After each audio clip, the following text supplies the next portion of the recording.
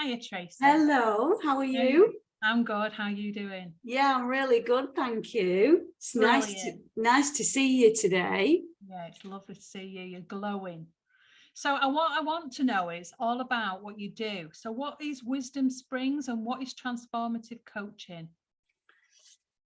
Right, well, Wisdom Springs is I guess that's just the name that came to me. It came to me a few years ago as the name for my business. Okay. And Transformative Coaching is a process that I take my clients through to help them go from, usually they're stuck in endless cycles of what they feel is worry, doubt, anxiety, overwork, people pleasing, and they've lost their confidence. They feel like they're not being fully them. Yeah, they're not being authentic, or they can't express themselves fully. And so this is often this is affecting their health. They're starting to question what's going on in terms of whether they're in the right job anymore. So often these are women that have been in their professions for 20 years or so, and they're really questioning everything because they just know that something doesn't feel right, that they don't feel like they can be themselves. And so I take them through a process that I've designed. So it encompasses the body, the mind, and the spirit, where we analyze where the biggest areas of focus need to be. And there's usually something in all three areas. And then I help them to agree what action they're going to take. What things that they need to change. So it's a mixture of coaching as well as teaching and mentoring. And then I help to hold them accountable and to understand, well, how are they going to keep moving forward? And if they don't move forward, what's going on? What's getting in the way? What are the barriers to them moving forward? Because sometimes those barriers are thought barriers, or emotional barriers, or physical barriers. And so I help them to look at those barriers under a different light, and ultimately to keep them moving forward so that they can make decisions about their career from a place of balance, a place of wellness, rather than making decisions from a place of stress or fear. Because, well, as you and I both know, they don't tend to work out too well, do they? So let me just ask, is it just women? It is. It hasn't always been. I have worked with men as well, but I felt really called to work with women. I've worked in male-dominated environments all of my career. Yeah. And I noticed a pattern of the women that were coming to me were also from male-dominated environments. Okay. And I think that has a particular influence on the way that women perhaps struggle to express themselves in a male-dominated world of work. Yeah. And also, I find it challenging to really be able to put myself in the shoes of a man, because I haven't been one, not in this lifetime anyway. So it's harder for me to really understand where they're coming from. Whereas with the women that I work with, sometimes it's just like talking to a version of me that I've been in the past. The similarities of the circumstances that they're in, that they've experienced, is just very similar to the experiences that I've had. Lots of success, but also some real challenges, often challenges within the workplace that affect confidence, like a difficult relationship. Bullying is very common in the women that I work with, and also challenges outside of the workplace but affect your confidence within the workplace, whether it's an illness or a relationship breakdown or financial difficulties. The confidence hits can kind of really come from all sorts of angles, but what they're feeling right now is so they'll identify with imposter syndrome a lot. Tell me more about imposter syndrome. What do you mean? So have you not heard of this phrase, imposter syndrome, this label? Yeah, I have, but I don't know how it applies to the workplace, because obviously I'm working with people who not necessarily wanting help at work. So can you tell me what this means? Yeah, it's not a label I buy into, by the way. I think it's a very unhelpful label, even if you just look at the meaning of the two words. One of my workshops that I run, one of my free workshops, is all about why we should send the label of imposter syndrome to room 101. I think it should be banished from our vocabulary if we want to be empowered women. And then can we drop this label? And I go into the reasons why, but basically it's this sort of umbrella label that has been adopted for many years now for professional, ambitious women who seem to think that they're never quite good enough, that at some point somebody in the workplace is going to come and tap them on the shoulder and go, you're not really up to this, are you? You're a bit of a fake, really. Right. Who are you kidding, kind of thing. Right. So it's this, you kind of get a feeling of, it's always, you kind of always looking over your shoulder and expecting to be judged, expecting that, maybe it's your next contract is going to be your last because you can't hack it anymore, kind of thing. But it's become this kind of umbrella label for all sorts of issues that you would say come under the feeling of self-doubt. Okay. Which, as we know, every single human being experiences self-doubt. And it's not just at the workplace. From time to time. No, exactly. It's definitely not just in the workplace.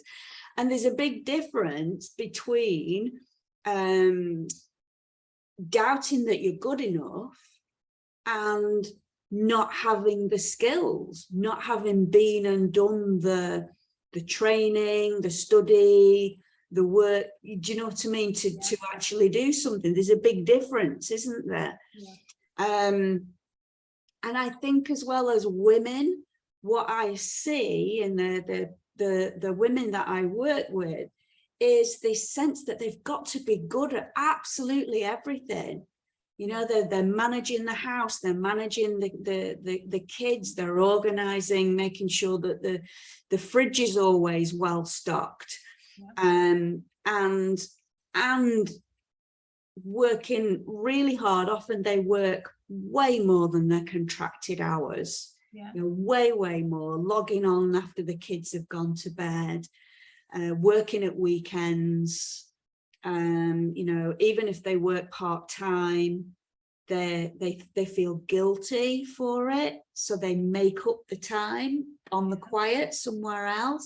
So there's just this whole plethora of issues that I think are quite unique to women experiencing it, and it's very close to my own experience of the past. So, and I can't resonate with men in the workplace in the same way. No, I understand. Brilliant. I love it. Now, my ears pricked up when you mentioned bullying, because as they would. So can you tell me then, is bullying in the workplace prevalent? Well,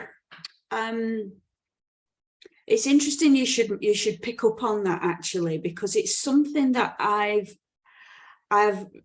noticed a pattern over the last 2 years in particular of the women that I've worked with. When we really started to dig down into some of their emotional challenges, the things that keep them awake at night, where they feel real discomfort in their bodies. Yeah. And I do a particular embodiment exercise with my clients, and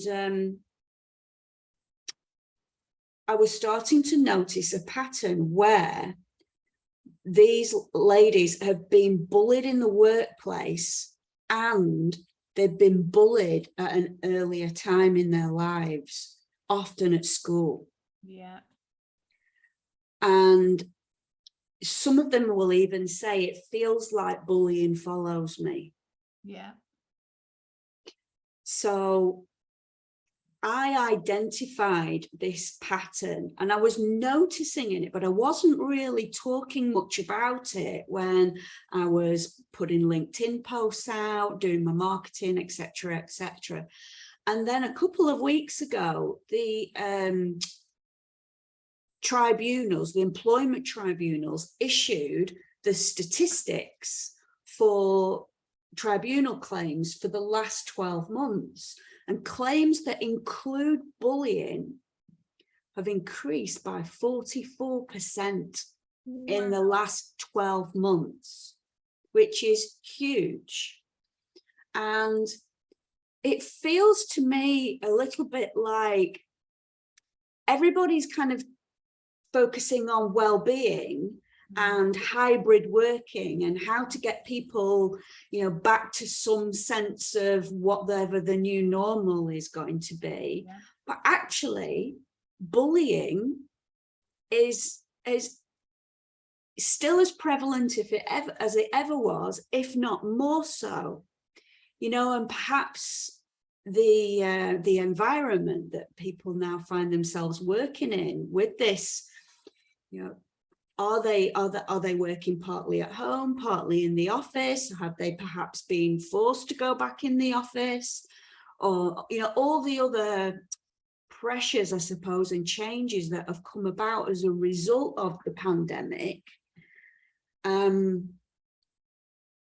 Has that opened up more opportunity for people to perceive that they're being bullied, treated unfairly, because communication channels have changed so much? We do so much online now. Is bullying perceived more prevalently because of that? Possibly. I don't know. I've not gone deep into it. Yeah. What I care about is how to help the women that come to me move beyond that. I'm wondering if the whole lockdown situation, it knocked everybody's confidence anyway. Yeah. And I think it's also made us look at ourselves in a different way. And then when we all come back together again, there's that feeling of insecurity underlying. And the bullies are going to raise their heads even more than they did before, because they feel like they've got more to prove. Because we all know that it's an interaction with a bully and a victim, Yeah. And so as much as it's horrible to be a victim, I can't imagine it's very nice to be the bully, No, well, we both know, don't we, that the bully themselves is deeply insecure. Yeah. And they're projecting those insecurities onto the bully, onto the victim, which is, like you say, it's a deeply unpleasant experience. And also for people that witness bullying, So if you're witnessing bullying in the workplace, but feel powerless to do something about it. So interestingly, I'm running a survey at the moment specifically on this topic for people who have witnessed bullying, and the effects on their confidence, on their well-being, on their trust in their leaders to really have their back is massively impacted. There's a lot of guilt, there's a lot of shame that they didn't do more to stand up and protect the person, to call the bully out. The dynamics are really, really complicated and yucky, you know. Yeah, they are. So, I studied this. I'm very interested in what you're saying. So say, let's just pretend I come to you and I tell you that my confidence is on the floor.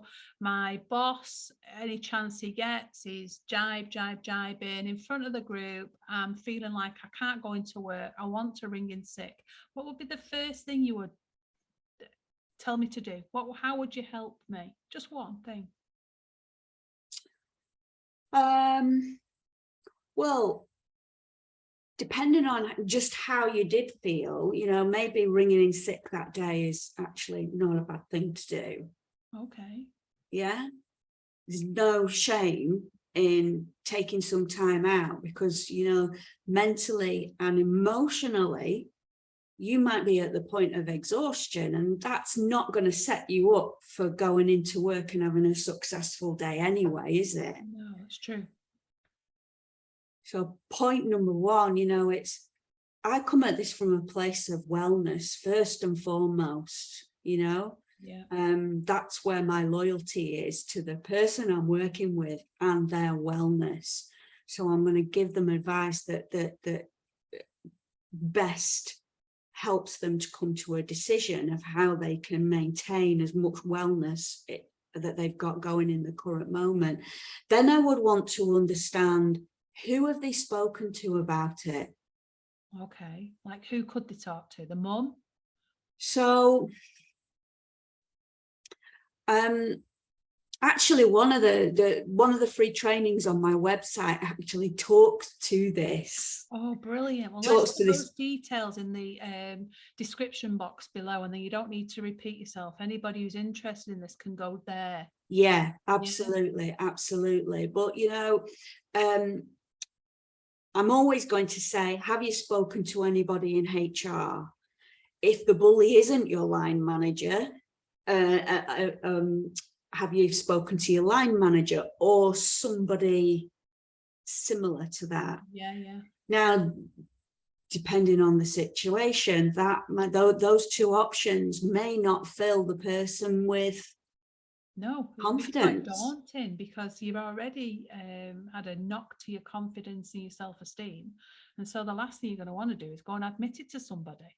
The immediate thought for a lot of people is that it's actually career limiting to go and report it. Yes, of course. You know, so it's very, very difficult. And you know, we've got this dynamic where actually that's your source of income. Of course, yeah, you don't be rocking the boat.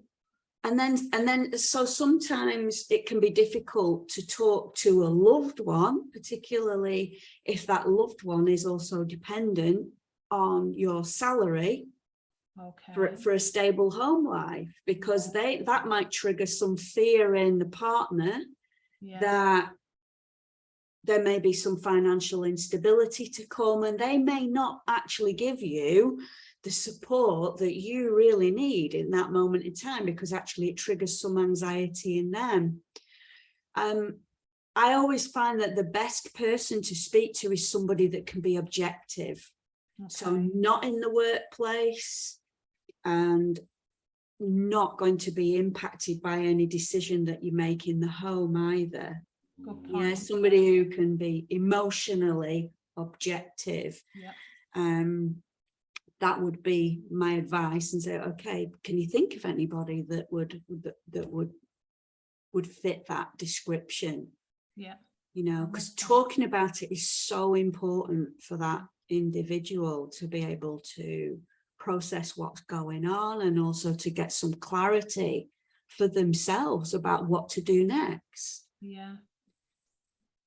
So yeah, it's very, very prevalent, very complex, and the long-term effects on confidence and the feeling that we're not good enough, seems to last a long time for some people. Yeah, I can see that. So do you just work one-to-one, or do you work in groups? You've mentioned groups a couple of times. How would that work?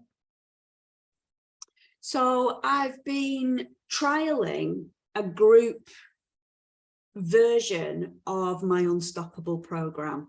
Okay. So the Unstoppable program is what I take my individuals through. Okay. And I've been trialing that in a group format. So very different dynamic. Yeah. But it adds a different level of richness to it because of sharing experiences. You know, if there's one thing that helps people in this situation, it's knowing that they're not alone, and that they're not the only people that feel the way that they feel, you know. So it's that there's that justification of, oh, thank goodness, you know, I'm not losing my mind. I'm not, you know, I'm not irrational for thinking and feeling the way that I feel. So there's a completely new dynamic. And then you see the women starting to actually support and coach each other. So I hold the space and provide the point of focus, if you like, for the session. And because of the professionalism and the level of the women that I work with, they start coaching each other. It's just beautiful. I love it. I love it. You can see that there's you know, friendships starting to form, because often, you know, they can be quite lonely for professional women once they get to a certain seniority in an organization. They often struggle with who to turn to, particularly if they're an HR professional. Right. Because, you know, well, I resonate with HR professionals because I've been one for 23 years, but often it's like, A, we have to have all the answers. B, we have to be, you know, untouchable and impermeable in terms of any problems that are going on. And, well, who's going to look after us if we have a problem? And often, for a lot of senior HR professionals, that's a very lonely place to be. God, it sounds it. I've not thought of it like that. Yeah.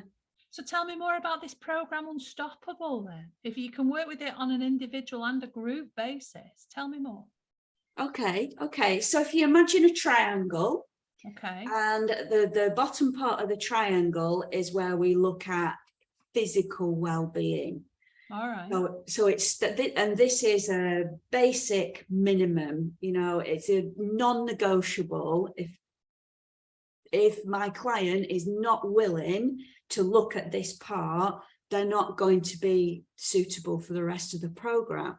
So what's involved with that then? Exercise. So this is where we analyze and assess what's their diet, how are they hydrating themselves, what's their sleep like, and how are they moving their bodies? Are they moving their bodies in a way that's nourishing and nurturing for their energy? Or, you know, are they sat behind a computer for 12 hours a day, you know? And so that's the first element that we assess and put some action plans in place for. And then we've got on the other two sides of the triangle, we've got mind, and then we've got spirit. So on the spirit side, this is where we're looking at what's their purpose. So in order to help them to really get a deep understanding of that, is I take them through an exercise where we look at their values, their personal values, not these values that you see put on corporate walls. They're very different. You know, you never see a value of integrity and professionalism in my values sessions. No. It's what really is driving these people. So we look at values. We do a really deep dive in terms of all of the skills and experience that they have gathered over the course of their lives, not just their careers, but their life experience. And through those two things, it helps to start to then form an idea of what their mission might be. What is their purpose in life? Is it to be an HR director of a whatever company? It might be, but what if it isn't? Because often they're not sure. They've got this kind of underlying feeling that they might be doing something else. So it helps to start to formulate that. So that's the spirit side. And then on the mind side, we have a look at their thoughts, their pattern of thinking, their perceptions and their emotions. Okay. So the emotional well-being it's my main area of focus, to be honest, because I believe that it's our the emotional imprinting that we've had are the things that are either going to propel us forward towards our mission, purpose, or they're going to hold us back. Yeah. There's a lot of fear, past trauma that's happened in early parts of our lives to process. Yeah. So we often spend a lot of time on that side of the triangle. Good, yeah. And each side of the triangle, it's not a linear process. No. You don't start here and go here and here and here. We're constantly moving around the triangle, if you like. So sometimes we have to come back to other things and move around. So the Unstoppable program is a minimum of 3 months. So they can work with me for 3 months, or they can work with me for 9 months. And that's where we go, all out. Yeah, it's intense work. Sounds fantastic. I love a holistic approach. Yeah, absolutely. Because again, I see a lot of there are loads of solutions out there for people who want to, deal with anxiety, or they want to become more confident at presenting, or have more impact in the workplace. But to me, they're not as holistic as they ought to be. And for me, it's like with the physical stuff, if that's not in place, then working on the other two is just going to have short-term results. And I don't want my clients in future saying, well, yeah, it was great working with Tracey, but then I ended up slipping back and I'm back to where I was again. I don't want that. No, I love it. So when we're looking at the whole program, then you say it's 9 months. That sounds like a big commitment. What can you tell me to convince me to sign up for 9 months? Okay, well, because of the emotional side of it, which is deep rooted, and it's very difficult to process all of that stuff on your own. And quickly. Yeah. As you know, Amanda, you being a psychologist, you know how difficult it is without having that somebody to hold the space for you, and also to be listened to without judgment. True. Yeah. It's huge. It's really, really huge. And we're talking here about professional women who they think they're in their B game and they want to be in their A game. Okay. At some, you know, whatever that looks like for them. To get to that point in 3 months, because the sessions are 2 coaching sessions a month. Right. To get to that point in 3 months, we're scratching the surface. Okay. We kind of go round the triangle once. Okay. In 3 months, and it's a scratch the surface. That's not going to lead to permanency, is it? No, we're just starting to open up at that point. But that's their choice. They can decide, that's it. I don't want anybody to want to feel that they have to commit to 9 months. No. They may get to 3 months and go, I'm done, I need a break, I'm going to come back to this. Or other women come and they're like, no, I'm all in. I can't go back to where I've been before again. And if that's what it takes, that's what it takes. That the best results I get are with the clients that work with me for 9 months. Have you had any clients who have done like the 9 months, but rather than just have 2 sessions in a month, they have 4 maybe and half that time? Is it? Because I know everybody wants a quick fix, and that's all I'm looking for right now. Would that your program work to condense it maybe?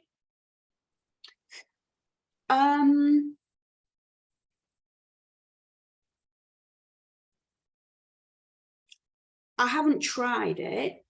Yeah. I haven't tried it. My experience is that this stuff takes time. This processing time. Yeah. They need to get out there and put this stuff into action. Yeah. They need to increase their awareness of what's going on inside, what their thought patterns. You know, often when they begin the program, their awareness is quite low.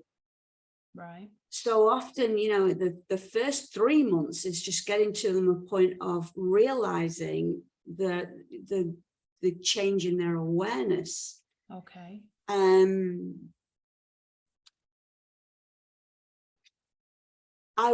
haven't, like I say, I haven't tried it. Mm-hmm. And I've got my reservations about anybody who wants a quick fix. Tell me more about that then. Well, because there's so many promises of quick fixes out there. Okay. They don't materialize. You know, what we're often trying to unpick are years and years and years of embedded limiting beliefs. Yes. Yeah. Yeah. And, you know, so much of these fears that my clients realize that they're holding on to go right back to when they were maybe 5 years old. Yeah. Yeah. Clicking your fingers and processing all of that.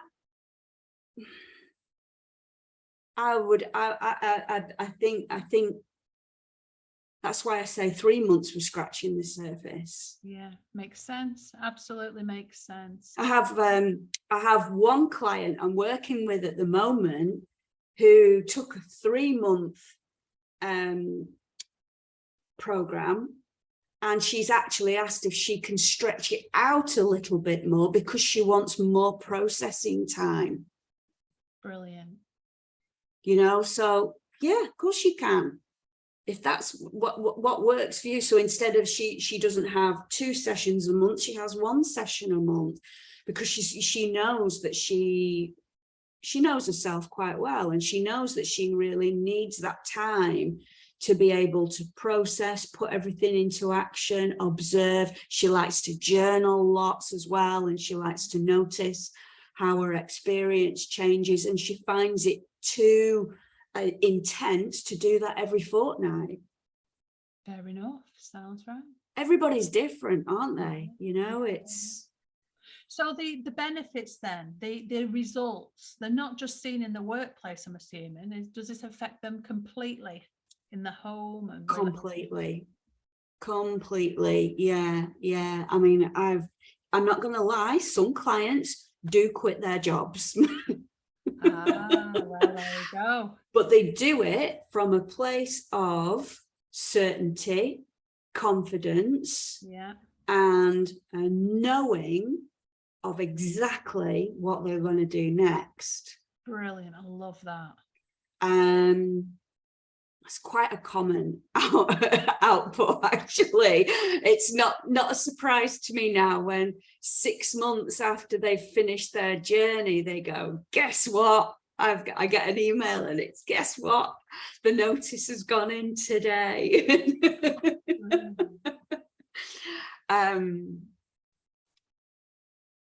So yeah, their health and well-being, you know, their vitality changes everything. Their personal relationships, the relationships with their kids, their relationships with their spouses, the relationships with their families,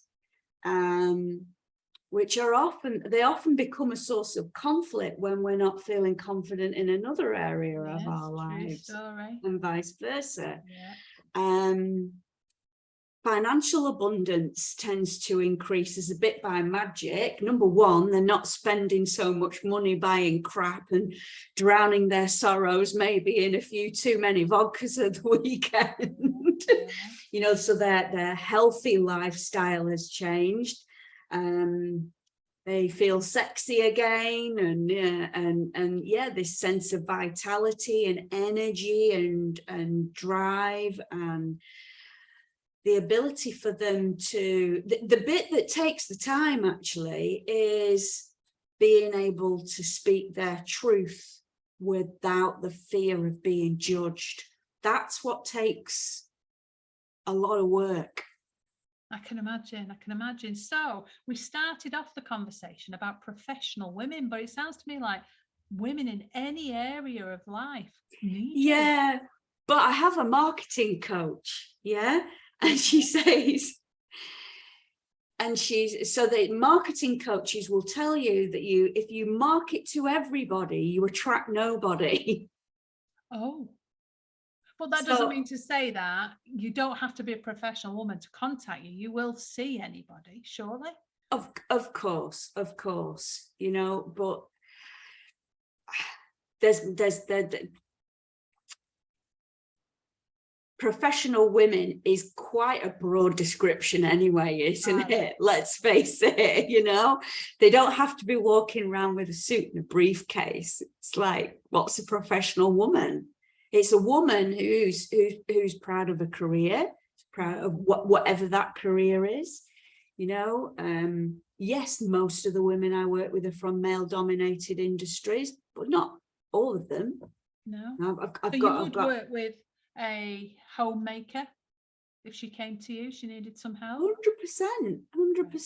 Yeah, absolutely. I'm working with a client at the moment who's actually from a very female dominated industry. Wow. It's very similar experiences, but you know, well, we've all got divine masculine and divine feminine within, haven't we? So just because you're not looking masculine doesn't mean to say you're not behaving in a masculine way.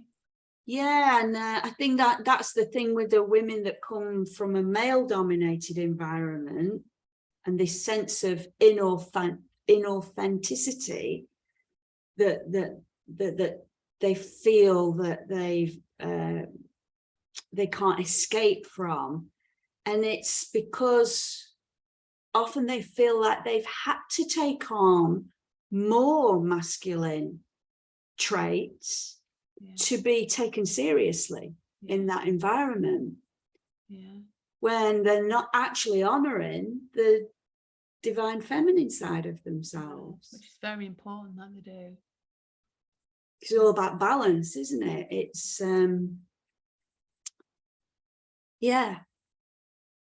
I love everything you're doing.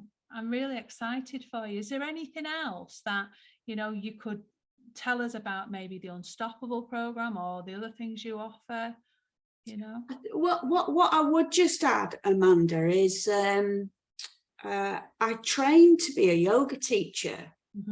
I've been practicing yoga since 2016. I was actually prescribed yoga by an Ayurvedic practitioner. And I got really addicted to it and probably went into the wrong type of yoga because it was hot yoga. And I was already on the path to burning out and menopausal. So, but anyway, long story short, I always knew that I would do my yoga teacher training. It was just a case of when. And I started that journey last year and I qualified earlier this year. And through that journey, I actually got an injury, and it brought me to practice Yin Yoga, which is a very therapeutic and what I would call anxiety reducing form of yoga. It's deeply meditative. Extremely beneficial for the body. So it's most of the poses are done either seated or lying down. We incorporate breath work, meditation, mindfulness, and I bring the emotional stuff into my yoga teachings as well. So that's something else that I offer. I teach a couple of classes locally, and I just love it. I really love it. It's surprised me just how much I enjoy teaching yoga and the feedback that I get from the people that come to the class, both on a physical level and on a spiritual and emotional level benefits that they tell me that they get. It's really beautiful. So, and again, if anybody's on the website, you'll see there's one of the headings is yoga, and that's where you can have a look at my yoga journey, the classes that I do, and I can also do classes online as well, one-to-ones online. If you're watching this on YouTube on my channel, we'll put the links below to Tracey's website so you can go and have a look. Sounds great. Is there anything else? I keep adding to this. So I'm also a Reiki master. Of course you are. And it's interesting because I only have one local client. Most of my clients are dotted all around the country. But I have one client, and she literally lives about 3 miles away. And every now and again, she'll say, for my coaching session tomorrow, can I just come and have an hour of Reiki, please? Oh, no. Yeah, absolutely. Of course you can. So, I Reiki treatments. Yeah. And my other little secret project is one that I do not advertise on the Wisdom Springs website at all, because I do this more word of mouth, is last year I trained to be a birth doula. Oh, of course you did. Yeah, I had this real pull. Again, it's about supporting women to feel empowered. But I particularly want them to feel empowered to give birth at home. Oh, lovely, because there's so many bad reports about hospitals at the minute. Yeah, and they existed before the pandemic, and unfortunately, really? it's even worse. You know, and what pregnant women had to go through to give birth during the pandemic is, well, breaks my heart, some of the stories that I've heard. So yeah, they tend to be my clients in the doula space, are more likely to be of a very spiritual outlook. They tend to want the water birth experience. They want, you know, they want a beautiful sacred birth. Why not? Yeah, exactly. You know, law of attraction. Let's state what we want and let's manifest that. Exactly. Oh, it sounds wonderful to have you holding their hand as well all through it, because it's a scary thing to do it on your own. Your partner never knows really what you're going through. And I know you've been through it. So to be the doula as well, that sounds fabulous. Tracey, you're a miracle. You're an Earth Mother. I love it. And thank you very much for answering all my questions today. Is there anything else that anybody needs to know? Do they need to know how to contact you, or the website details, anything? So my website is wisdom-springs.com. Okay. You'll be able to contact me through there. You can find me on LinkedIn. If you hang out on LinkedIn, you'll find me on there. It's Tracey Murphy Coach is my handle. Is that what you call it? Your LinkedIn handle. Yeah, so that's those are the two places that you can contact me and find me. And yeah, wonderful. And we definitely will put all the details below. We don't want you to lose Tracey, because she's lovely. So thank you very much for spending this time with us today. Thank you. You're very welcome. It's been lovely chatting. See you soon. Yeah, thank you. Bye. Thanks, bye.